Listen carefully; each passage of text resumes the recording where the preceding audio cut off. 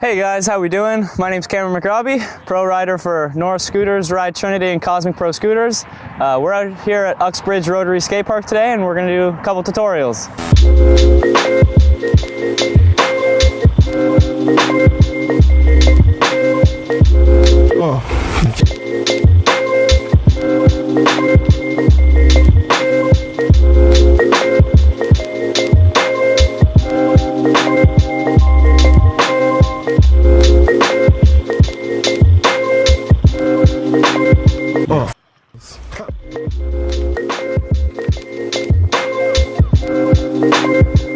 So the first trick I'm going to try to explain to you guys is it's a very basic one. It's one of the first tricks you'll want to learn when you start riding a scooter.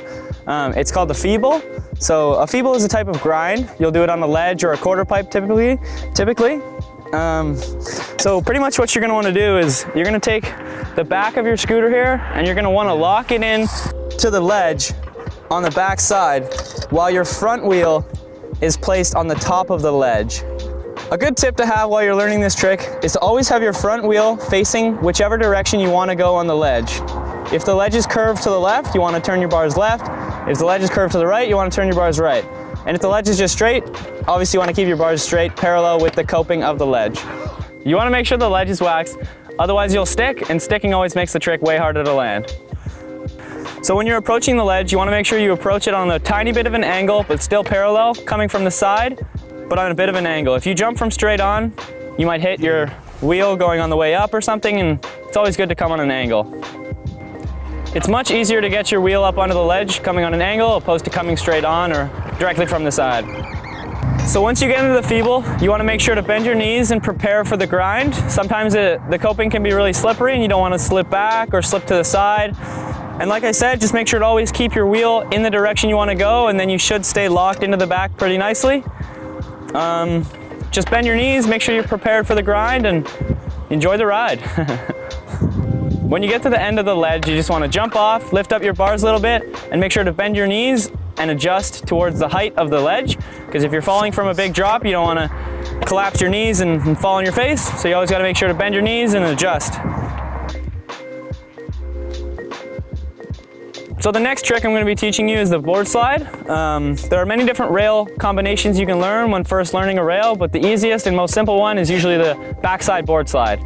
It's about the same thing as a Feeble, just the obstacle is a little different. Opposed to a ledge, it's a rail.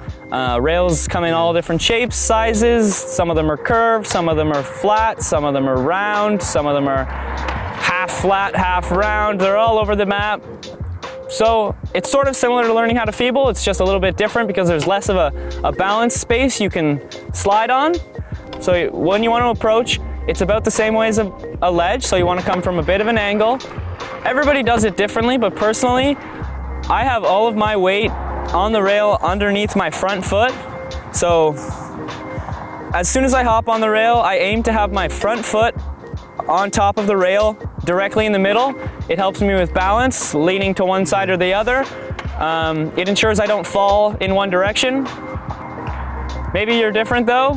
Don't feel pressured to use your front foot underneath. You can sort of do whatever is comfortable for you. Everybody's different, but normally people will say the front foot underneath the rail is the most accurate way to do it and is the best for balancing. So yeah, start off slow and then work your way up. Your balance always gets better over time. The more you practice, the more you'll become perfect. So a good tip while you're grinding a rail is to look at the end of the rail to the destination of where you want to grind to. You don't want to look at halfway on the rail or look at the rail where you're hopping on, because then once you get on top of the rail, you're not going to be prepared for how far you have to go. So it's always good to keep your eye on the prize, which is normally at the end of the rail.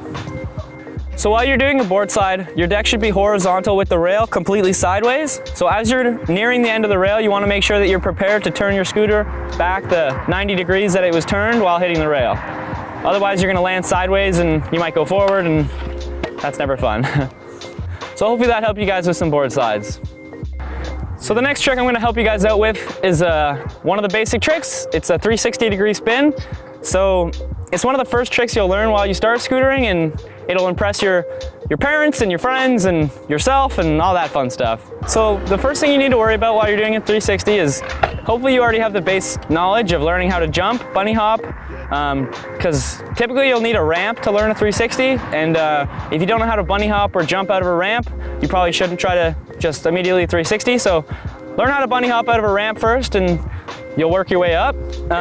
So the first thing you need to know about a 360 is that on your way up the ramp, you need to start spinning, carve a little bit, but don't carve as soon as you get onto the ramp. Make sure as you're nearing the lip of the jump, you're gonna wanna start to spin, but only a little bit.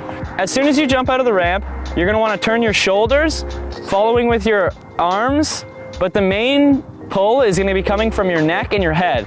Put your head over your shoulder and turn as fast as you can. You probably won't over-rotate the first time you do it, so just spin as hard as you can and see where it takes you. Just make sure you're always looking at the ground where you're going. Try your best to keep your feet on. A problem you're gonna have while you're learning is you're probably gonna try it, turn your head, you'll spin a little bit, but your feet are gonna come off. So you just wanna make sure you have good grip tape and pull up on your bars so the gravity doesn't force your feet to fall off the scooter. So pull up on your bars, throw your head over your shoulder, turn a bit, and hopefully you'll spin the 360. If not, you'll get close and just keep working towards it, and practice will make perfect. Eventually you'll spin the proper 360. So as you're spinning through the air, you're gonna wanna spot your landing. You need to try your best to look at the ground where you're about to land to figure out how much more you need to spin before you hit the ground. Air time is always important, and you don't wanna over-rotate or under-rotate, because then sometimes you'll get bucked off your scooter, fall to the side, and that's never a good time.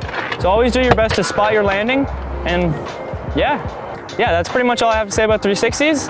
I hope these little tutorials helped you guys. If you have any more comments or questions about how to do these tricks, comment them down below, and we'd be happy to respond as soon as possible. Also, make sure you remember that everything about scootering is all about having fun. It's all trial and error. You might not get it the first time, but get back up and try it again if you don't get it, and eventually you'll do it. Always make sure to have fun out there.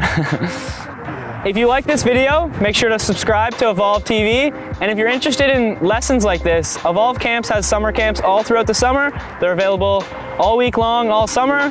They're a fun time, and I definitely attended them when I was a kid, so make sure you get signed up as quick as you can.